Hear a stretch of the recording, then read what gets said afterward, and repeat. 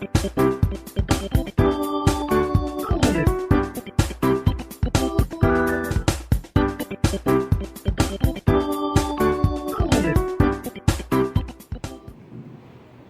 capítulo 1, do verso 1 ao verso 22, diz assim: Meus queridos irmãos, não sei se é tão comum nós ouvirmos ou lermos o livro de Ruth. Isso é possível perceber, dada a demora dos irmãos, quando eu pedi para abrir no livro de Ruth. Corre para lá, corre para cá, volta, mas o livro de Ruth está na Bíblia. E não é daqueles livros tão falados, mas é de uma importância tremenda quando nós vamos estudar a história da salvação, porque nós compreendermos a inserção dessa mulher dentro dessa história nos faz entender qual é a perspectiva dessa história de salvação no que diz respeito à universalidade da oferta da salvação aos homens.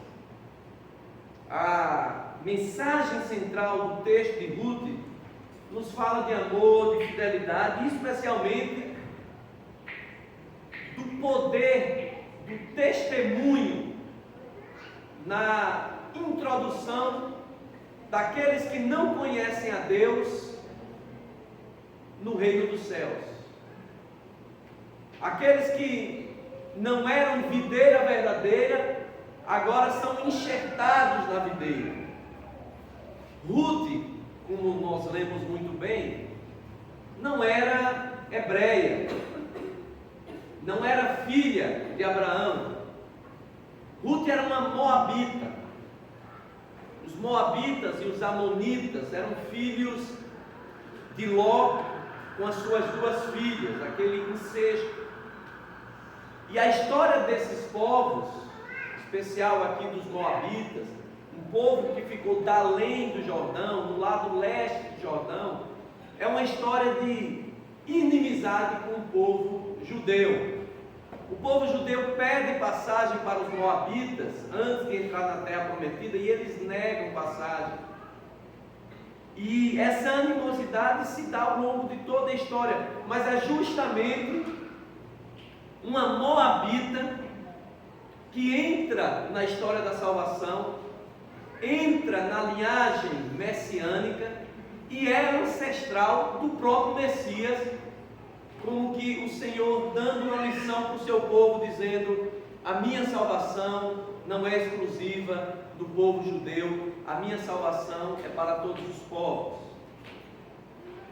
Nós lemos o texto sagrado que fala de uma mulher chamada Noemi, casada com Elimeleque, que, dada uma seca, vão para a terra de Moabe. Isso era uma prática comum, esse nomadismo, essa fuga das secas, e ali era uma região sempre tomada de seca, e ali Elimeleque morre. Depois os dois filhos de Noemi casam-se com duas moabitas. Esses dois filhos também morrem, e aí Noemi fica totalmente desamparada, porque não havia quem fosse agora provedor dela. E ela então despede as suas duas noras, que eram mais jovens, para que elas reconstruíssem as suas vidas. E com muita insistência, Orfa vai embora, mas Noemi, insistindo com Ruth, ouve da própria Ruth dizer: não dá mais, para onde você for eu irei, o teu Deus será o meu Deus, o teu povo é agora o meu povo, não dá mais para retroceder. E aí nós sabemos o restante da história. Elas retornam para Belém. Ali Ruth busca um meio de sobrevivência e começa a colher o resto da colheita de um homem chamado Boaz, que se engraça por Ruth e acaba percebendo Noemi que Boaz era da sua família, e ela então entende os planos de Deus e diz: ele é agora o resgatador. O resgatador era algo que estava previsto na lei judaica. A lei do levirato dizia que se alguém morresse, um homem morresse, o irmão mais próximo, ou parente mais próximo, deveria tomar a viúva, ficar com ela, dar filhos, procriar e dar o nome do falecido àqueles filhos que nascessem, a fim de que o seu nome não caísse em esquecimento, que o nome daquela família não caísse por terra e se apagasse. Só que não havia mais parentes próximos nessa história, até que, retornando a Belém, aparece esse camarada chamado Boaz, que era parente dela, e acaba se aproximando de Ruth e a toma para si, e desse relacionamento nasce Jessé, que é o pai de Davi, que é o pai do nosso Senhor. É o cabeça de uma dinastia de reis, a qual o Senhor disse: jamais faltará um rei neste trono. E aí, numa profecia messiânica, o Senhor estava dizendo o seguinte: o descendente de Davi é que vai sentar no trono. E esse descendente nós sabemos que é Jesus Cristo. Boaz foi o resgatador que traz Ruth para essa história da salvação, e cumpre-se o plano de Deus. Eu não quero falar agora nessa manhã sobre esse resgate, sobre a tipologia do resgate, falando acerca da nossa própria salvação, mas eu quero pensar lá no início, no testemunho dessa mulher chamada Noemi. Que testemunho tremendo de vida essa mulher tinha, a ponto de ouvir a declaração de Ruth: o teu povo agora é meu povo, o teu Deus agora é meu Deus. Orfa volta para o seu povo, para os moabitas. Orfa volta para o seu Deus, Quemos. Mas Ruth não. Ela foi de tal maneira impactada pelo testemunho de Noemi, que não dava mais para retroceder. Ela foi de tal maneira impactada pelo testemunho da sua sogra, que revelara a ela o próprio Yahvé e transformara toda a sua vida, de tal maneira que ela não podia mais retroceder na sua fé. Noemi foi o canal de Deus para o resgate de Ruth. Noemi foi o canal de Deus para colocar Ruth enxertada na videira, para fazer com que Ruth fosse agora parte do plano da salvação. O testemunho de uma pessoa, de uma mulher, foi capaz de mudar toda a história de uma outra pessoa e de impactar a história de toda a humanidade, porque nós estamos falando de alguém que foi um canal pelo qual passou a semente do Messias, Cristo Jesus. O poder do testemunho de Noemi transformou a vida de Ruth. Nós precisamos parar para pensar no poder que o Senhor nos dá através do testemunho das nossas vidas. O testemunho da tua vida, a maneira como você vive, aquilo que as pessoas veem de você, aquilo que as pessoas leem de nós, ele tem o poder de destruir vidas. Ele tem o poder de afastar para muito longe pessoas que estavam sedentas ou sentindo a necessidade de um sentido de vida. Quantos maus testemunhos de pessoas fizeram com que outras se afastassem da verdade, fizeram com que outras se afastassem do Evangelho. A palavra de Deus diz que é inevitável que entre os escândalos, mas ai daquele por meio de quem o escândalo entrar. O Senhor não vai tomar o mau testemunho que põe para longe do caminho do Evangelho, põe para longe da salvação, pessoas que precisavam ser resgatadas por Ele. O Senhor não vai tomar por inocente e nem vai ser compassivo no dia final, quando julgar aqueles que afastaram do caminho do Senhor, por intermédio do seu mau testemunho, do seu mau comportamento, da sua falsa piedade, do seu falso testemunho. O nosso testemunho pode desgraçar a vida de alguém. As pessoas que se dizem crentes e que têm uma vida pior do que os ímpios.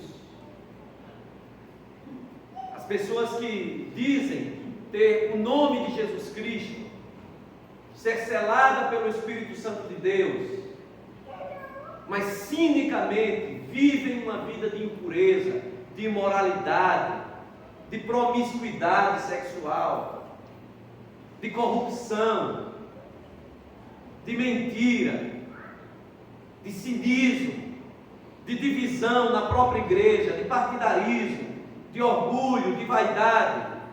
São instrumentos de Satanás para fazer com que outras pessoas tropecem.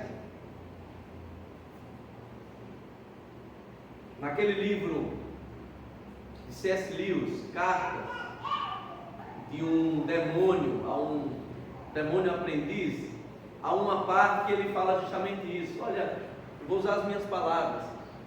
Diante desses crentes, aqui eu estou usando as minhas palavras, desses crentes entre aspas, que dão mau testemunho, o inimigo não precisa nem trabalhar, porque eles já estão fazendo o trabalho do inimigo para desviar as pessoas da fé. Mas nós vemos no texto sagrado aquilo que o Senhor exige de nós. O exemplo do bom testemunho e do poder que o bom testemunho dá ao mundo. O poder que o bom testemunho leva ao mundo. O poder de transformar vidas. Noemi foi este exemplo. E é este exemplo para nós. Apesar da sua amargura, apesar do seu sofrimento, apesar de toda a dor e toda a perda, ela continuava tendo uma visão de que o soberano estava agindo. Apesar de toda a dor e de toda a perda, ela tinha um senso de temor tão profundo que ela até pensava que aquela desgraça que se abatera sobre ela era como que uma punição de Deus. Imagine o senso de temor de Deus que ela tinha. Em nenhum momento ela culpou a Deus, mas ela diz assim: o Senhor deve estar me ferindo por algo. Em todo o tempo, mesmo no mais profundo da sua amargura, ela reconhecia o soberano Deus. E a maneira como ela lidou com o seu próprio sofrimento e a maneira como ela viveu impactou a vida de Ruth. O seu testemunho era mais eloquente do que as suas palavras. E é isso que nós precisamos entender, meus irmãos. O nosso testemunho é mais eloquente do que qualquer palavra. Não há nenhum inocente aqui, e eu me incluo. Não há ninguém que vá um dia dizer assim: ó Senhor, eu não sabia. E não há nenhuma desculpa que nós possamos apresentar ao Senhor no dia final ou mesmo no nosso cotidiano. Pela maneira, tantas vezes, sem comprometimento que nós levamos o Evangelho. Pelas tantas e tantas vezes que nós damos um jeitinho para viver o Evangelho ao nosso próprio modo. Pelas tantas e tantas formas que nós damos para justificar as nossas ruindades, a nossa carnalidade, a nossa pecaminosidade, a nossa promiscuidade, as nossas mentiras. Nós vamos sempre dar um jeitinho, mas o Senhor não acatará nenhuma desculpa nossa. O nosso testemunho é mais eloquente do que o nosso discurso. Não adianta ser um bom presbiteriano de boa cepa, e andar com a vida torta, meus irmãos. Viver casca. Não adianta. Nós deveríamos dizer assim: nós somos crentes em Cristo Jesus. Ser presbiteriano é secundário, assim como ser batista, assim como ser pentecostal. Mas muitas vezes eu percebo que o nosso orgulho é mais em sermos presbiterianos. No inferno, eu garanto, haverá muito presbiteriano, haverá muito batista, haverá muito assembleano, haverá muito anglicano. Não haverá um crente sequer no inferno. Agora, pessoas que amam mais a sua denominação e que vivem na malandragem, vivem na incoerência, vivem na promiscuidade, vivem na corrupção, vivem dando mau testemunho, essas lotarão o inferno, mesmo sendo boas presbiterianas, ou batistas, ou quem quer que seja. O nosso testemunho é mais eloquente do que o nosso compêndio teológico. O nosso testemunho é mais eloquente do que a nossa tradição. O nosso testemunho é mais eloquente do que a nossa história com esta igreja ou com qualquer outra igreja. O texto nos chama a responsabilidade do testemunho. O que é que as pessoas têm lido em nós, meus irmãos? O que é que as pessoas lá fora falam sobre nós? O que é que as pessoas lá fora dizem do nosso comportamento? O que é que as pessoas lá fora veem acerca da pureza do nosso coração? Isso conta.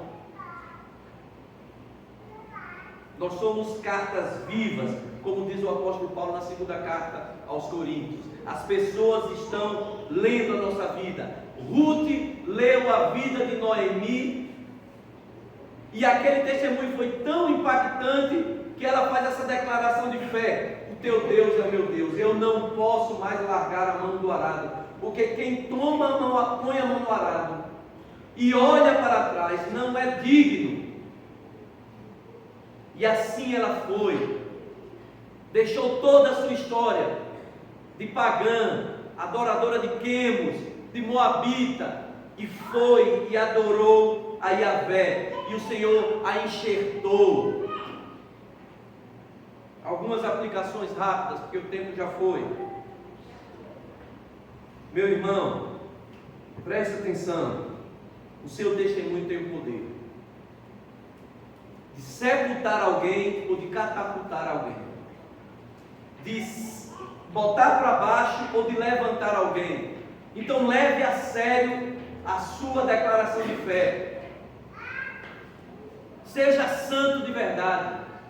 E essa palavra dura para mim também. Eu não estou falando de cima do pedestal mesmo aqui, mas estou junto com todos.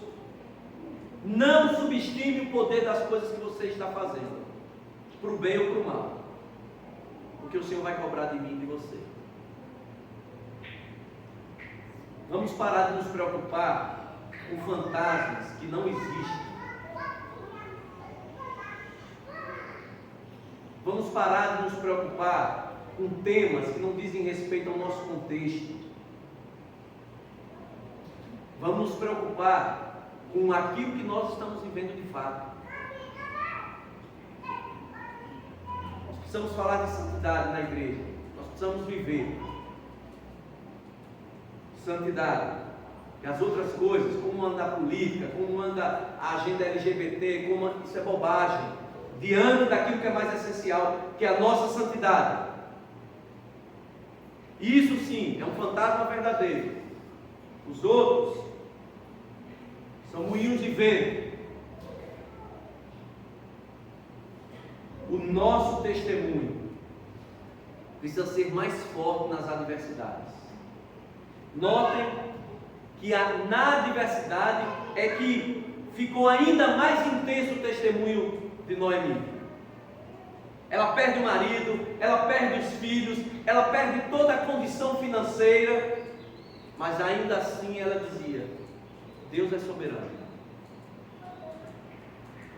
Coisa fácil é falar de Jesus quando tudo vai bem, o difícil é falar quando as coisas estão ruins. Mas é nesse momento de adversidade que a nossa fé vai ser provada. Coisa fácil é falar de Jesus quando tudo está acontecendo conforme o meu planejamento. Difícil é quando eu sou contrariado na igreja.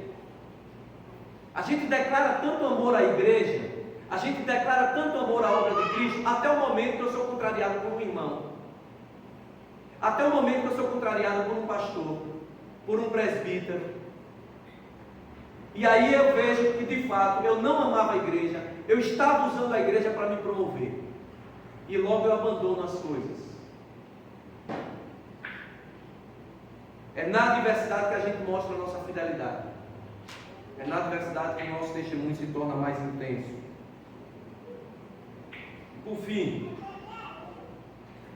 precisamos colocar na nossa cabeça definitivamente que evangelizar não é uma opção do crente, é um dever do crente.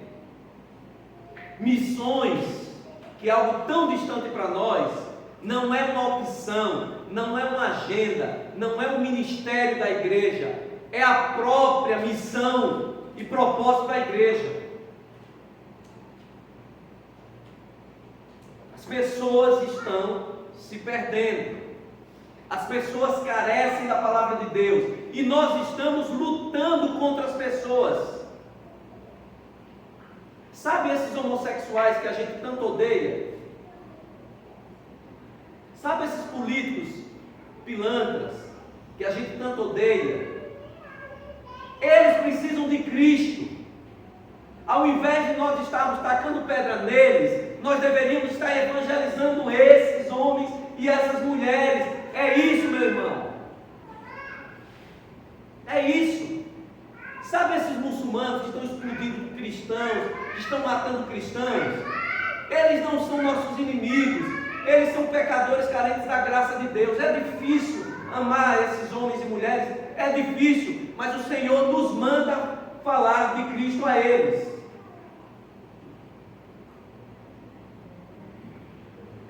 Evangelizar é um dever. Você só está aqui porque você ouviu o evangelho de alguém e precisa continuar essa missão até que Cristo venha e se cumpra o tempo do fim.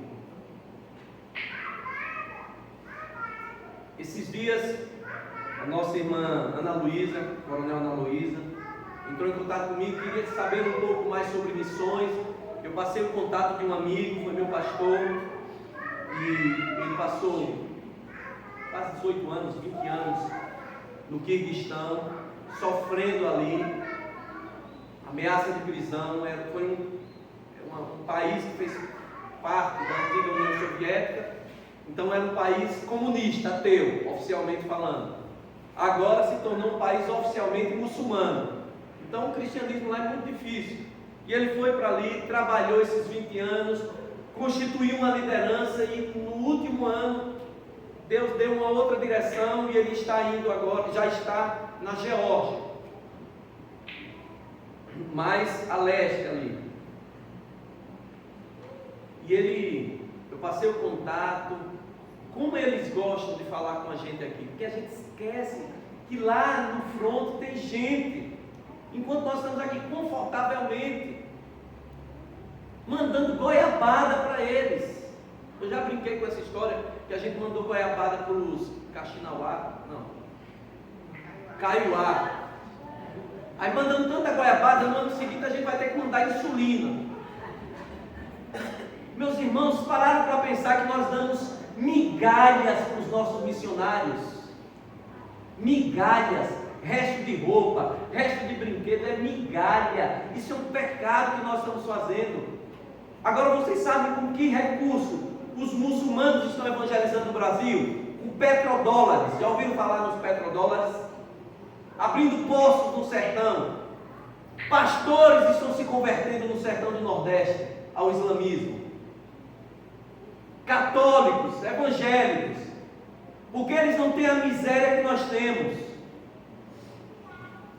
e nós somos melhores do que eles. Nós nem sabemos o que é missão. O Senhor vai cobrar de nós, vai cobrar dessa igreja, pode ter certeza, vai cobrar de nós. Estamos aqui confortavelmente, preguiçosamente sentados nessa igreja, nesses bancos. E se Deus quiser, a gente vai fazer um encontro. Eu falei com a Melissa ontem. Vamos tentar fazer uma videoconferência, falar com o pastor Vinícius. Raquel está batendo um relógio. Vou acabar, a Marco Alessio já está ali agoniado também. Mas tem que falar. Meus irmãos, vamos acordar. Vamos acordar. Não depende de uma pessoa, depende de cada um que está olhando com esse olhar arregalado para mim, assustado. Não depende de um só, depende de todos. O poder do testemunho de uma mulher mudou a história do mundo, porque por intermédio dela veio Jessé, veio Davi, veio o Messias, e nós estamos aqui colhendo os frutos de um bom testemunho, de alguém que sabia que viver é anunciar o seu Deus, e anunciou. O que é que as pessoas têm lido das nossas vidas? Que testemunho nós temos dado? Vamos orar. Obrigado a Deus por essa palavra. Pedimos que o Senhor nos desperte, nos ajude e tenha compaixão de nós. Assim oramos em nome de Jesus.